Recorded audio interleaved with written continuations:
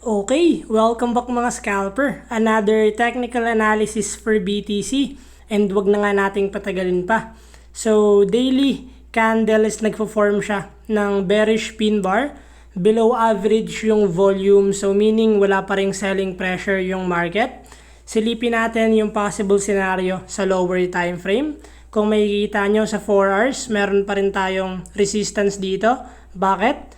Kung makikita nyo, meron tayong another high na 330, 379 and nagkaroon pa rin tayo ng wick, so wala pa rin tayong candle na nagko-close above here, consider as breakout. So if magkakaroon tayo ng candle na nag-close above this resistance and then wait for pullback, possible magkakaroon tayo ulit ng another uptrend. So what happened yesterday sa technical analysis natin, sinabi natin na nagkaroon tayo ng symmetrical first sign ng weakness ng lower high, but marami pa rin tayong higher low, so meron tayong symmetrical triangle.